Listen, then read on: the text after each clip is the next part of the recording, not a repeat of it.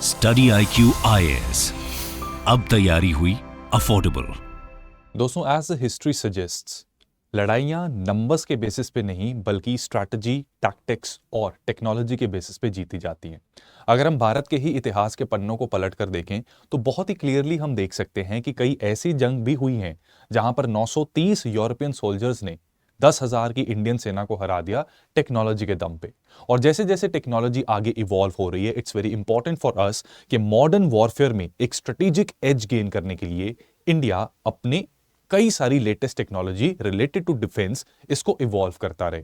और इसी के चलते भारत ने ड्रोन्स के अगेंस्ट डिफेंस को डेवलप करना स्टार्ट किया है, जहां पर हमारा D4S सिस्टम काफी ज्यादा एक स्ट्रॉन्ग कंटेंडर की तरह नजर आ रहा है, जो ड्रोन्स के अगेंस्ट एक डिफेंस प्रोवाइड करता है, एक शील्ड प्रोवाइड करता है। तो आज के इस वीडियो में हम इसी D4S के बारे में डिस्कस करेंगे और देखेंगे कि किस तरीके से इंडिया को ये एक स्ट्रेटेजिक एडवांटेज देता है against the latest equipments being used by anti Indian elements. तो इस पूरी चर्चा को स्टार्ट करने से पहले हमें यह भी समझना जरूरी है कि ड्रोन क्या होता है, क्या इसकी रेलेवेंस है, भारत एक हॉस्टाइल नेबरहुड में रहता है तो उनके पास किस तरह के ड्रोन्स हैं, and finally we will discuss कि किस तरीके से D4S ये हमें एक एडवांटेज प्रोवाइड करता है। सो मेरा नाम है चंदन शर्मा और स्टडी IQ के यूट्यूब चैनल पे आप सभी का हार्दिक अभिनंदन है। सो दोस्तों, drones basically unmanned aerial vehicles होते हैं। आप सब जानते हैं कि वर्ल्ड वॉर 1 और 2 के समय पर एयरबॉर्न स्ट्रेटेजिक एडवांटेज गेन करने के लिए हमने हवाई जहाज का इस्तेमाल लड़ाइयों में भी करना शुरू कर दिया था। अब इससे भी एक स्टेप आगे बढ़ चुके हैं हमने ड्रोन्स बना लिए हैं। ड्रोन्स क्या है, इनको रिमोटली कंट्रोल किया जा सकता है।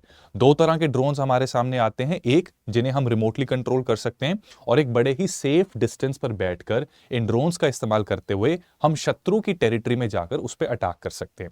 दूसरा, एक प्री प्रोग्राम हम इसमें फीड करेंगे, जहां पर एक प्री डिफाइंड पाथ मिलेगा ड्रोन को, उस पाथ पे जाएगा और अपना काम एग्जीक्यूट करेगा, चाहे वो डिस्ट्रक्शन का हो या फिर सर्वेलेंस का। राइट। अब यहां पर कई तरह के ड्रोन्स हमें मिल जाते हैं, अलग अलग साइजेस होते हैं, इनका काम भी और एप्लीकेशंस भी अलग अलग होती है। जैसे कॉम्बैट ड्रोन्स जो हैं, they are made to destroy certain target, right. लेकिन सर्वेलेंस ड्रोन्स जो हैं उसमें सेंसर्स और कैमरास लगे होते हैं और ये चीजें भी जरूरी हैं, क्योंकि शत्रु पे अगर अटैक करना है या शत्रु को समझे बिना हम अगर अटैक करने चले जाएंगे तो एक डिसएडवांटेज पे होंगे। तो मैपिंग में, सर्वेलेंस में, रिकॉनेसेंस में, इस सारी जगहों पर ये ड्रोन्स काम आते हैं। तो काफी एक डाइवर्स एप्लीकेशन है। अब यहां पर ड्रोन्स की कुछ एडवांटेजेस हैं जिसकी वजह से इनकी पॉपुलैरिटी बढ़ती जा रही है और दुनिया की आधुनिक एयरफोर्स ड्रोन्स का इस्तेमाल कर रही है। जैसे कि अगर सीधी सीधी सबसे मोस्ट इंपॉर्टेंट इसका बेनिफिट मैं बताऊं तो वो है कि पर्सोनल, कि पहले किसी समय पर एयरफोर्स में जो पायलट्स होते थे, they are known as personnel as well, तो वो काफी रिस्क पर रहते थे। एयरफोर्स तो डिस्ट्रॉय हो ही सकता है, एक बहुत क्रूशल एसेट, ठीक है, आप सब जानते हैं कि एक पायलट को ट्रेन करने में हम काफी सारे रिसोर्सेज लगाते हैं। एक हमारे देश का नागरिक होता है, वो हमें डिफेंड कर रहा है, तो उसकी जान बहुत ज्यादा कीमती है। अगर एक प्लेन जंग के समय पर अगर प्लेन डिस्ट्रॉय हो भी जाए तो इतना फर्क नहीं पड़ता, बट पायलट को रेस्क्यू करना जरूरी होता है, पायलट सेफ रहना चाहिए, राइट। तो यहां पर क्योंकि पर्सोनल को रिस्क कम है तो इसलिए ड्रोन्स को ज्यादा एडवांटेजियस माना जाता है, क्योंकि यहां पे अगर ट्रेन पायलट्स हैं, ठीक है, ड्रोन्स के भी पायलट्स होते हैं, वो सेफ डिस्टेंस से ऑपरेट कर सकते हैं। तो सबसे बड़ी एडवांटेज इसकी ये।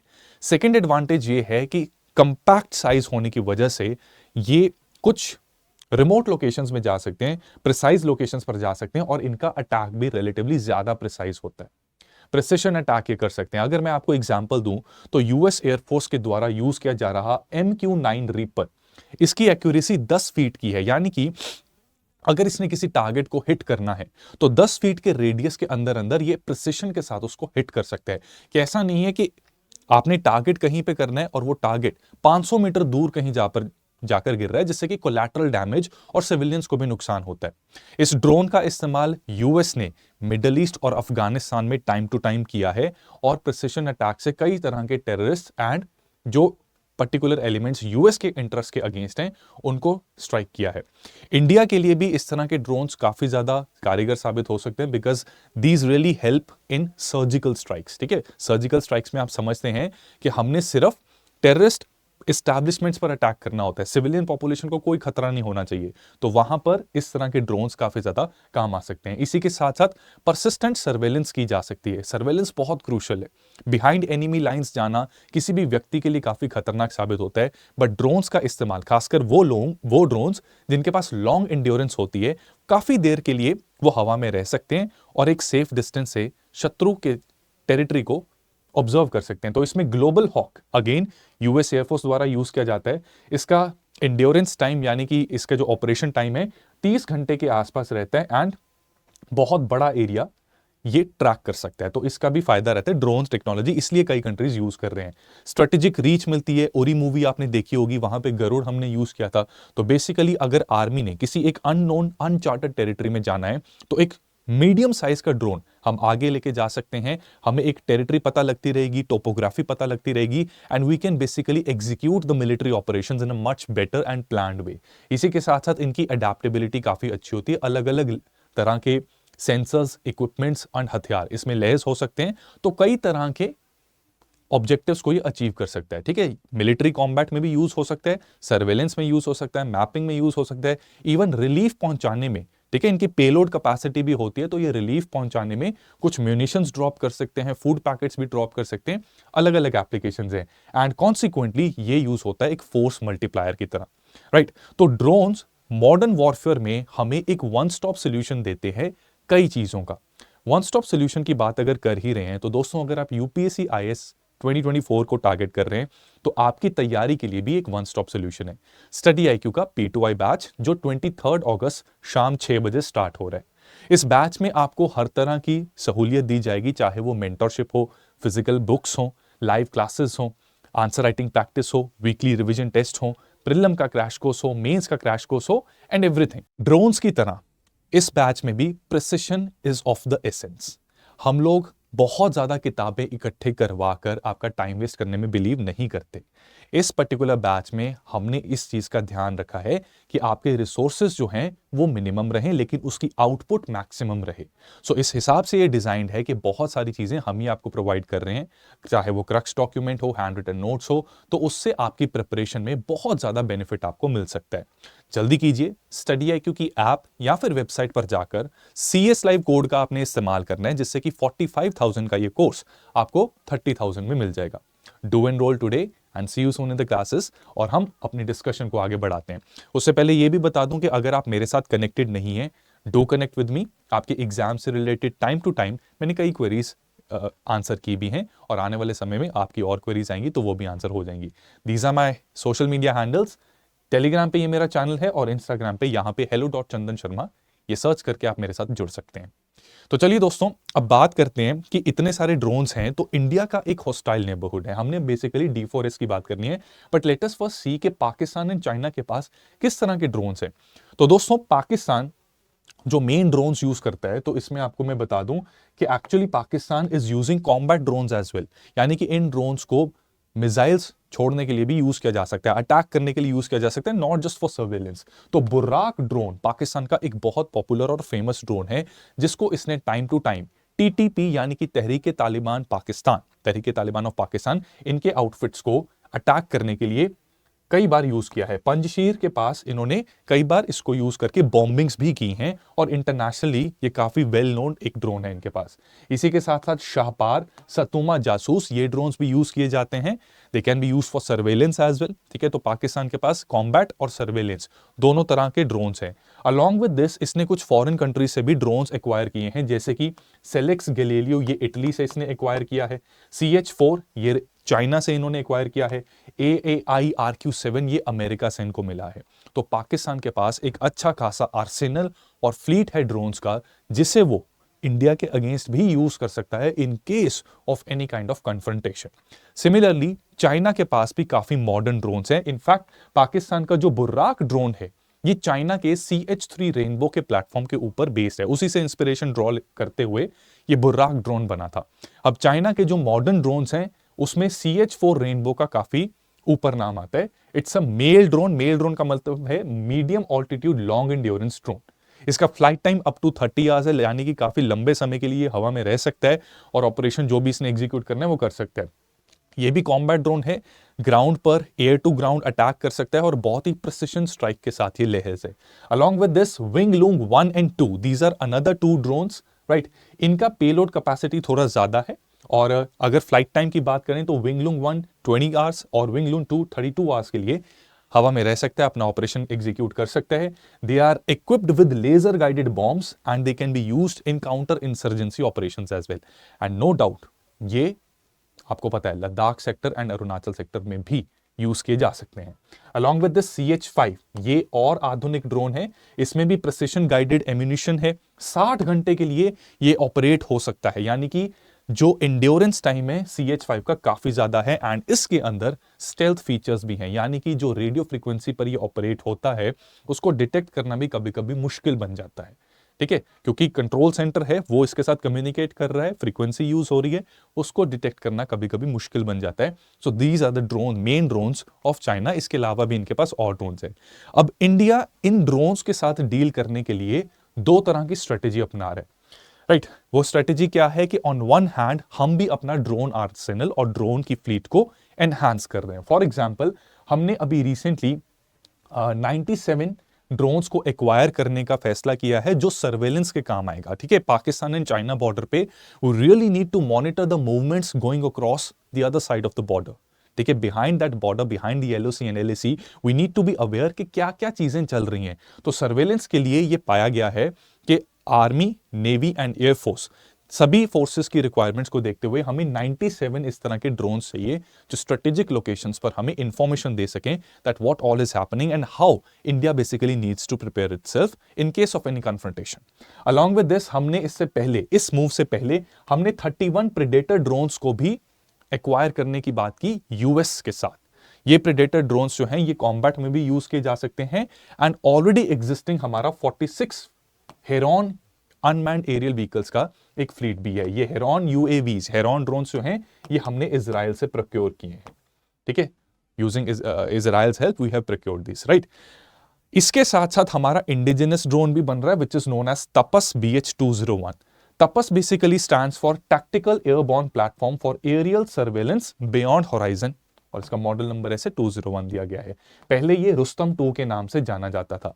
It has been designed and developed indigenously और DRDO की एक एरोनॉटिकल डेवलपमेंट एस्टैब्लिशमेंट है बेसिकली, ठीक है। इन्होंने इसको जो डिजाइन और डेवलपमेंट है ये इन्होंने इसका कैरी किया है और तपस को बेसिकली सर्वेलेंस और रिकॉनेसेंस के लिए इस्तेमाल किया जाएगा, ठीक है। एडवांस पेलोड्स और ऑटो लैंडिंग मोड्स इसके कुछ अन्य फीचर्स हैं, ठीक है। तो यहां पे आप यही सोच रहे होंगे कि क्या हमारे पास अटैक ड्रोन नहीं है, अटैक ड्रोन, तो अटैक ड्रोन भी हम डेवलप कर रहे हैं and that is known as Ghatak, ठीक है। हम घातक ड्रोन को डेवलप कर रहे हैं। ये अगेन एरोनॉटिकल डेवलपमेंट एजेंसी ये बेसिकली इसको बना रही है, राइट। एंड इसमें क्या है, ये स्टेल्थ मोड पे चलेगा, अनमैन्ड कॉम्बैट एरियल व्हीकल, तो यहां से एयर टू ग्राउंड अटैक्स भी कैरी ऑन किए जा सकते हैं।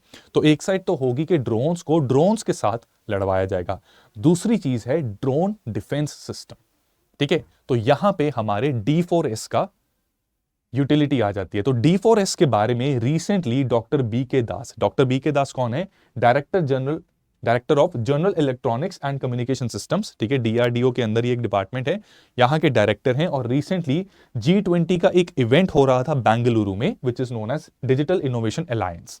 इन्होंने ये बात कही है कि Bharat drone detect, deter and destroy system develop कर रहा है, ठीक है। तो दिस इज कॉल्ड D4S। ये जो D4 है, D4 stands for drone detect, deter and destroy. तो ये भारत का पहला indigenously developed anti drone system है एंड ये आर्मी में इंडक्ट किया जा रहा है, ठीक है। तो मिलिट्री फोर्सेस हमारी इसको यूज कर सकती हैं। अब किस तरह से ये जो दूसरे शत्रु के, किसी भी शत्रु के अगर हमारे ड्रोन्स हैं, ठीक है, आपको पता है कि even terrorist are acquiring drones from the black market, उनके पास भी हाई एंड ड्रोन्स आने शुरू हो चुके हैं। तो कैसे हम उनको डिस्ट्रॉय कर सकते हैं, नस्तो नाबूद कर सकते हैं। तो D4S सिस्टम में 2 मोड्स हैं जिससे कि ये किया जा सकता है। वन इज सॉफ्ट किल, ठीक है। सॉफ्ट किल में क्या होता है कि बेसिकली हम DRDO का रेडियो नेविगेशन सिस्टम ये यूज करते हैं and we identify the frequency which is being used to operate the drone. वो फ्रीक्वेंसी जिस पे ड्रोन और कंट्रोल सेंटर उसका आपस में कम्युनिकेट कर रहा है उसको आइडेंटिफाई कर लिया जाता है, ठीक है। ग्लोबल सैटेलाइट सिस्टम है उसको यूज करते हुए रेडियो फ्रीक्वेंसी डिटेक्ट कर ली जाती है। ये फिर जैमिंग सिग्नल एक निकालता है और उससे वो इंटरप्ट हो जाती है फ्रीक्वेंसी। कॉन्सिक्वेंटली जब कमांड्स मिलने बंद हो जाएंगे ड्रोन को, वो एक तरीके से जैम हो जाएगा और इमीडिएटली खत्म है वहां पे काम। ठीक है, तो this is known as soft kill. तो इसमें क्या है, माइक्रो ड्रोन्स के लिए यूज हो सकता है। 3 किलोमीटर तक की रेंज में अगर ये आ गया तो उस ड्रोन को नस्तो नाबूद किया जा सकता है। राइट, तो कोई भी ऐसा रोग ड्रोन, अनआइडेंटिफाइड इस तरह का ड्रोन है तो उसको हम जैम करके उसको खत्म कर सकते हैं। ठीक है, it won't be able to perform any function जिसके लिए शत्रु ने उसे हमारे यहां भेजा होगा। इसी के साथ साथ एक हार्ड किल अप्रोच भी ये यूज करता है। हार्ड किल में क्या है कि इस सिस्टम के अंदर लेजर है। लेजर जो है उसका इस्तेमाल किया जाएगा टू डिस्ट्रॉय द ड्रोन। यहां पर ड्रोन डिस्ट्रॉय नहीं हो रहा, बट हार्ड किल में लेजर का इस्तेमाल करके ड्रोन कैन बी डिस्ट्रॉयड। तो अगर डिपेंडिंग के ड्रोन का साइज क्या है एंड ड्रोन किस फंक्शन पे ऑपरेट कर रहे हैं, तो 1 to 1.25 किलोमीटर की रेंज में अगर ये आ गया तो लेजर का इस्तेमाल करके we can destroy the enemy drone. Right, so this is basically how D4S is going to give India an edge over the other drones. बाकी ड्रोन्स जो शत्रु यूज करता है उस पर एक एज मिल सकती है। इस सिस्टम को फर्दर डेवलप किया जा रहा है और ज्यादा, ताकि स्टेल्थ ड्रोन्स जो हैं उसको भी आइडेंटिफाई करने में इसको और ज्यादा सक्षम बनाया जा सके। अब इंडिया का ये जो सिस्टम है, डिफेंस में तो इंडिया को हम एडवांटेज दे ही रहा है, लेकिन इसी के साथ साथ आप जानते हैं कि हमारे डिफेंस एक्सपोर्ट्स की काफी ज्यादा डिमांड है। हमारे पास कई ऐसे प्रोडक्ट्स हैं जो बहुत से countries they are in need of. For example, radar की एग्जाम्पल देता हूं।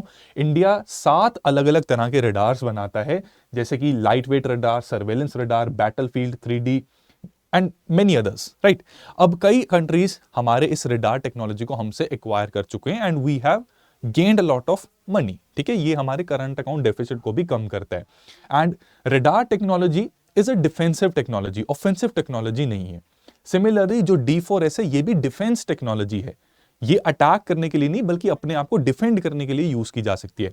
तो बहुत से कंट्रीज, खासकर अफ्रीकन कंट्रीज, फार ईस्ट में कुछ छोटे छोटे countries and even Brazil and south American countries, they have shown interest in D4S and माना जा रहा है कि इंडिया इसको अच्छे से डेवलप करके इसको एक्सपोर्ट भी कर सकता है, जिससे कि फर्दर डिफेंस टेक्नोलॉजी जो हमारे GDP में कंट्रीब्यूट करती है उसका भी प्रोपोर्शन बढ़ाया जा सकता है। सो दोस्तों, ये D4S के बारे में था। तो इस सेशन में आपने क्या क्या समझा? आपने ये समझा कि ड्रोन होता क्या है, क्यों उसकी नेसेसिटी है, क्या रीजन है जिसकी वजह से मॉडर्न आर्मीज एंड एयरफोर्स इनको अडॉप्ट कर रहे हैं, पाकिस्तान एंड चाइना के की ड्रोन्स, मेजर ड्रोन्स कौन कौन से हैं और कैसे इंडिया उन ड्रोन्स का जवाब देने में सक्षम है। 2 स्ट्रैटेजीज हम अपनाते हैं, एक हमने खुद के ड्रोन्स बनाए हैं, फिर इसी ड्रोन्स के बनाने में हमने कुछ ड्रोन्स एक्वायर भी किए हैं। Right, Heron for example Israel से, right, predator drone from America, and along with that हमने D4S बनाया है which is the defence system against the drones. Right, उम्मीद करता हूं आपको ये वीडियो काफी इंफॉर्मेटिव लगा और आप कई चीजें सीख के यहां से जा रहे हैं। वीडियो अगर पसंद आया तो इसको लाइक जरूर कीजिएगा, शेयर भरपूर कीजिएगा एंड जाने से पहले आपके लिए एक MCQ। UPSC की अगर तैयारी कर रहे हैं तो देखो P2I बैच तो बहुत काम आएगा एंड आप में से कई लोग ऑलरेडी प्रिपरेशन कर रहे हैं, तो इस MCQ का आंसर आप कमेंट सेक्शन में जरूर लिखिएगा। A permit is not required for nano category drones to fly up to how much feet. India की एक ड्रोन पॉलिसी सरकार ने निकाली थी, उसके संदर्भ में ये सवाल है आपके पास। आंसर जरूर कीजिएगा दोस्तों, और जल्दी आपसे अगले ऐसे ही इंटरेस्टिंग सेशन में मिलेंगे। चैनल को जरूर सब्सक्राइब कीजिएगा। Wish you all the best. Thank you so much. Study IQ IAS, अब तैयारी हुई अफोर्डेबल।